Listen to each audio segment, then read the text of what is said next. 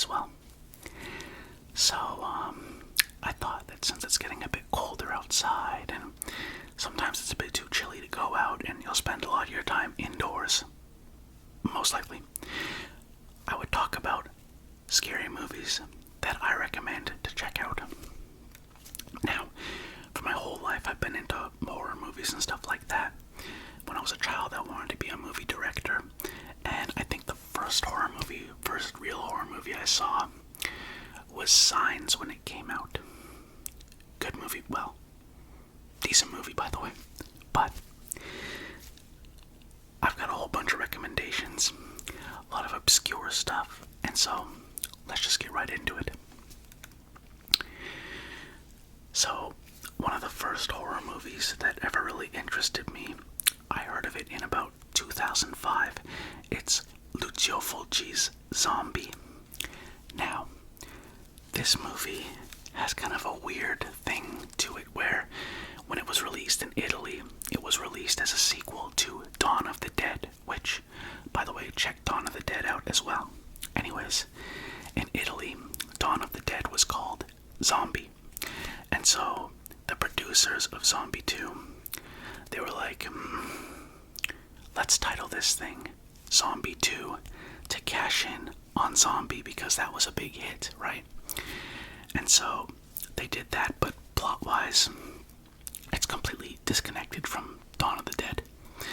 So basically, there's these people that want to go and find the father of this woman who's on this island called Matul. And Matul is, I guess it's supposed to be like an island in the Caribbean. And basically what's going on there is something supernatural in origin. See, it's said that voodoo is causing the dead to rise. They're coming back to life. And it's weird because when they come back to life in Dawn of the Dead, you'll notice how like they're all like, rrr. But in Zombie, and to clarify, Zombie is Zombie 2, confusingly so, just so you understand. But in Zombie, their eyes are closed and it's like they're sleepwalking, and they just kind of like shamble along and then lunge at people. And so these two people decide, hey, we're gonna go to Matul and see what happened to the father. Little do they know, the father's already dead. So when they get there, they find there's a doctor who's been trying to figure out the cause of this dead people rising from the grave. And before they get there, the wife of the doctor, she's like taking a shower and just kind of like relaxing because she had a fight with the doctor. And essentially, things are kind of on the rocks with them. So she's like doing her thing, blah blah blah, she gets dressed. And then she hears something outside the window, right? And the windows are like kind of like a bamboo type of wall thing where they're there, but you could punch through them. Spoiler.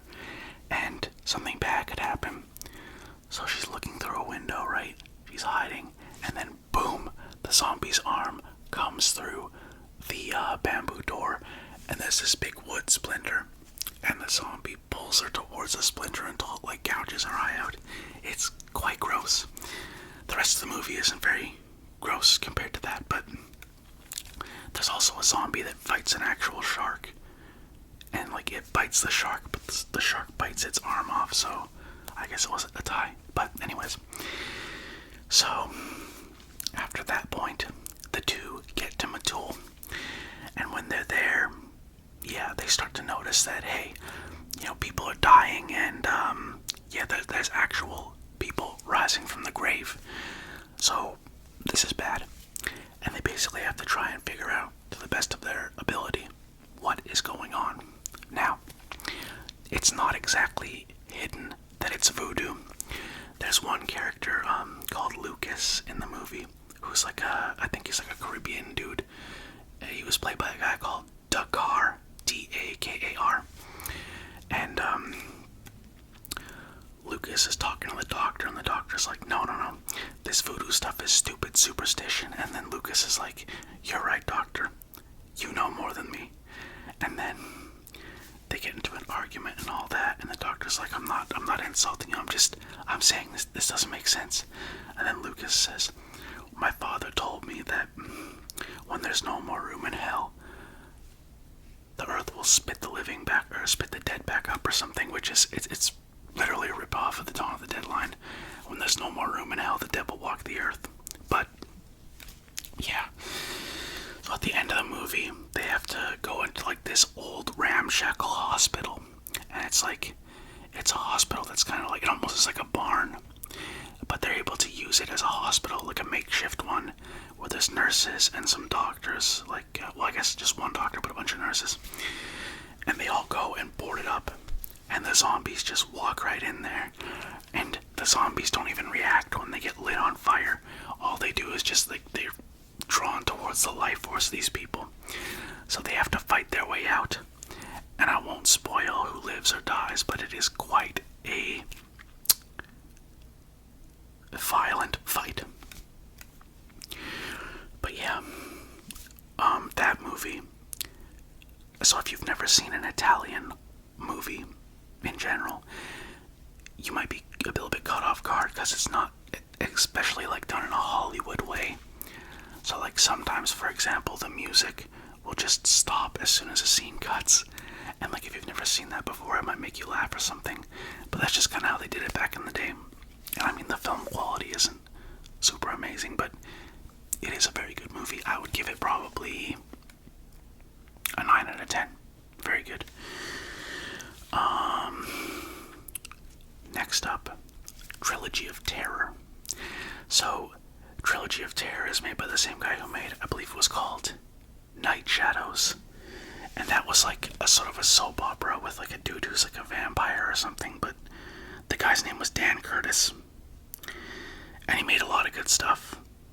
But today, so Trilogy of Terror. Wait, I guess it's not called Night Shadows. Dark Shadows, maybe. Yes, it was called Dark Shadows, but anyways. So, there's this really good actress who's one of my favorite actresses to ever live, Karen Black. She passed away a while ago, but she was in this story. And it was, I believe, 3 stories by Richard Matheson, who was a really good author and made some creepy stuff. And what they did was they casted Karen Black as the lead character in each story. So every single story, Karen Black plays a different character, and in one case she plays 2 characters. But, so, the first story is about like this teacher who's getting blackmailed by a student who I believe was actually the real life husband of Karen Black at the time. It's called The Likeness of Julie. Well, the story is called The Likeness of Julie, but the actual story is called Julie. And I won't spoil it, but let's just say things don't go very well for the blackmailer. The next story is Millicent, and basically you have one sister who is very kind of like religious. She's very prim and proper or whatever, and she doesn't like anything deviant, quote unquote, you know. But then her sister is more of like free-spirited, kind of like, best way I could put it is like hippie type of girl who also like, she like goes to bars and stuff and does all this. And basically Millicent believes that the sister, who's like more free-spirited, has been going out and like actually, I think she is suspected of killing the dog of this little girl. And then Millicent thinks that she's like a devil worshipper. I won't spoil this one, but the twist you might see coming, but it's still good. And the third one, people love this one. I forget what it's called in the movie, but it's based on a story called Prey. This woman gets like a Zuni fetish doll, and it's like this tiny little, it looks like a warrior with like a spike thing that would use to like attack. And anyways, she gets this doll, and all of a sudden it comes to life and starts attacking her. The ending of this one is very creepy imagery-wise. I won't spoil it, but you should definitely check it out. And if it's on YouTube, I'll see if I can link them in the description. But that one is very, very creepy. Now, I think without introduction, but I would suggest you check out Dawn of the Dead. Day of the Dead is good, but it's very graphic and kind of uncomfortable to watch. What other movies are very good to watch, creepy-wise? Well, we said Zombie 2. Another good one is The Other Hell. So it's this movie about, like, I've mentioned giallos before, but it's like a mystery kind of slasher type of genre. The Other Hell. It's like there's this nun convent or whatever, and there's a murder that goes on. And so they're trying to solve, okay, what's going on? So they send like this priest version of like Sherlock Holmes in to investigate. And he goes there. He's seeing what's going on. More murders start happening. There's like weird, like, they're like mutilating dead bodies in the basement. It's bizarre. Something satanic is going on in like this convent. And for this one, it turns out one of the nuns has a very dark secret. And because of that, basically, Satan has gained access to this convent. Creepy. What next? Well, I mean, of course, Friday the 13th. I think the first two are probably the best in terms of, like, creepy storytelling. After that, they're decent. They get kind of repetitive, but they're good. Halloween, it's okay. Nightmare on Elm Street, I don't know. That's the thing. When it comes to like Wes Craven's movies, some of them are very good. I remember Last House on the Left was really creepy. What was the other one he did? Last House on the Left. Hills Have Eyes is creepy also. But like some of them are really bad. Like Hills Have Eyes 2, the old one. And Chiller. Chiller is a very bad movie, and for some reason, even though it was made after Nightmare on Elm Street, and I think even after Nightmare on Elm Street 3, the quality of the prints you can find of it are really terrible. Like, they're almost unwatchable. Like, it looks like it came out in like 1979 and they recorded it off like a primitive VCR. Chiller is like, it's, if you want to watch a crappy movie, this dude, he gets like cryogenically frozen and then he comes back, but he's like not him, and he kills people. It's weird. It's not, it sounds like more interesting than it is. It's not a good movie. And that's what I don't get. Like, how can Wes Craven make some real classics, but also some just crappy ones? Like, have you seen Deadly Friend? Deadly Friend was one that he made that had, I believe it was Christy Swanson as like, this character Sam, and then this dude. Have you ever seen the movie Short Circuit, where he has like that robot that kind of looks like a robot version of E.T. or Wall-E that like drives around? Well, in this movie, this kid who's really intelligent builds a robot too called BB. And the robot BB, like half the movie is like kind of like a family movie, and the other half is stuff like a woman gets her head exploded by a basketball.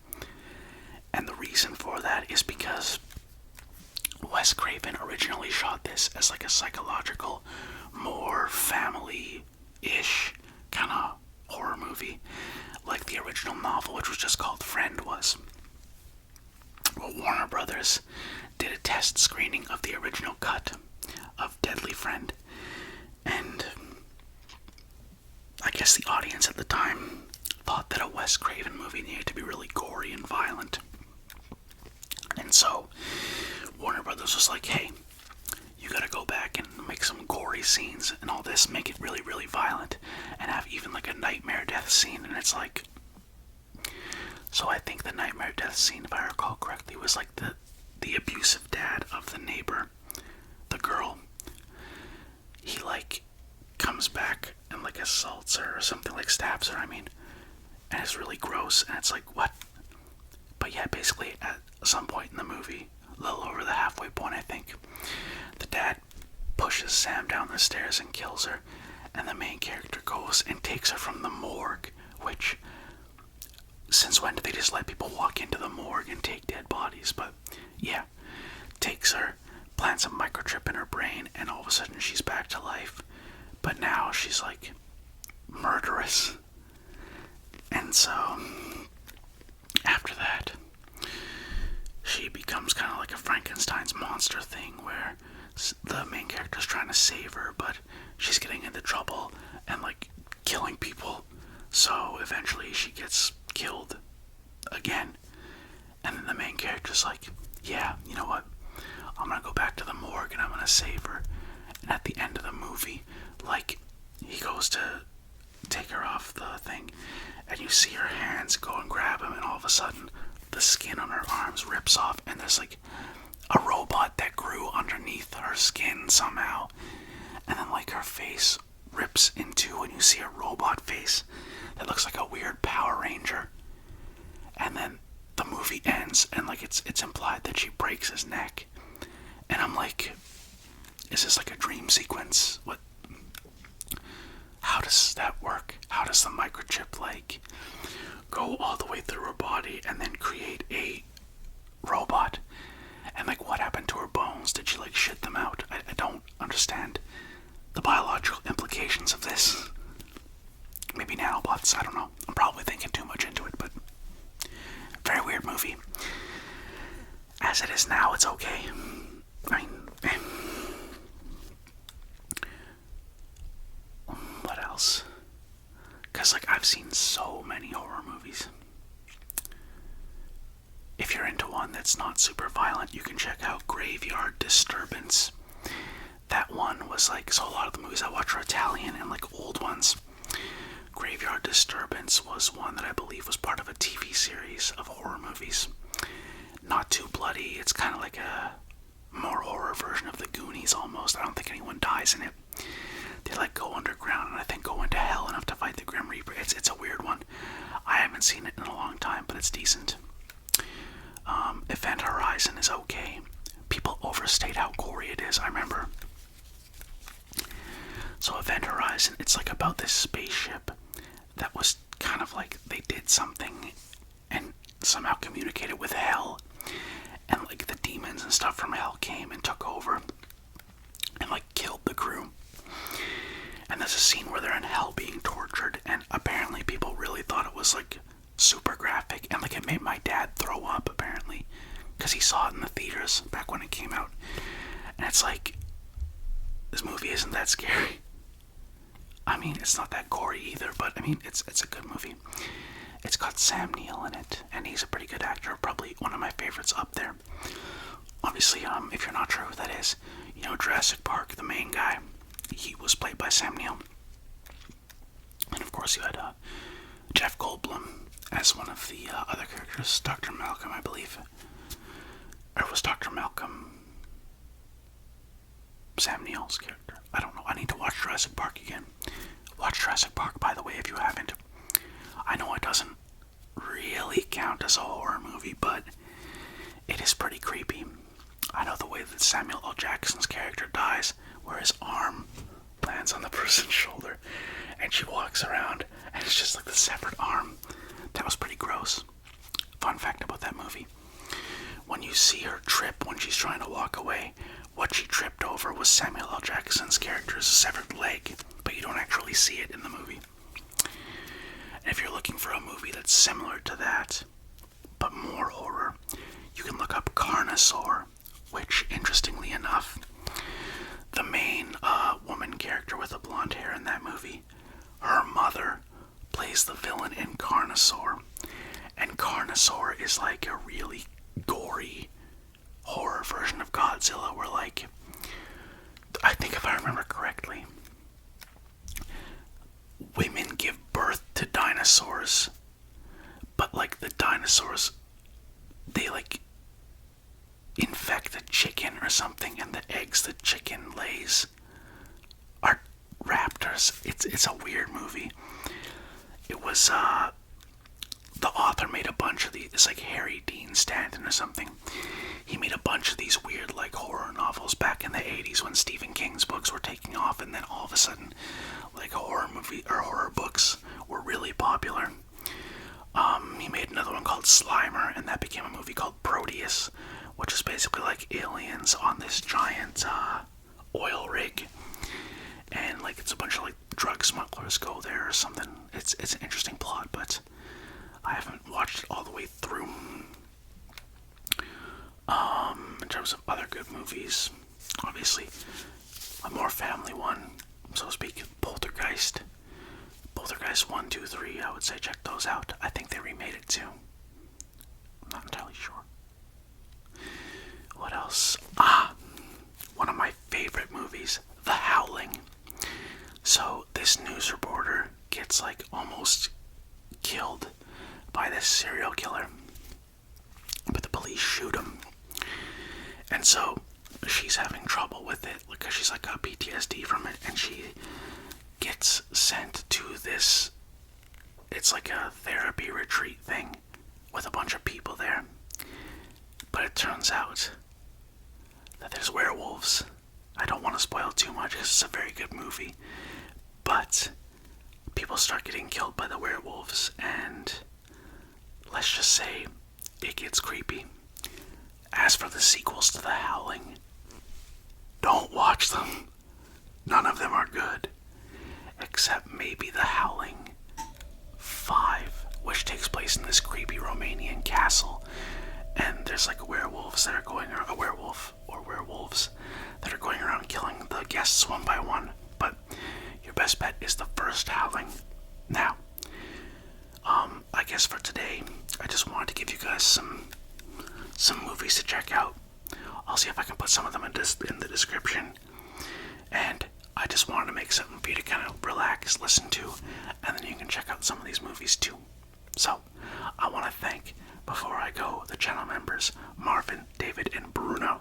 I appreciate you guys, and I've got more coming soon. So, have a wonderful one. I'm talking fantastic, and I will see you next time.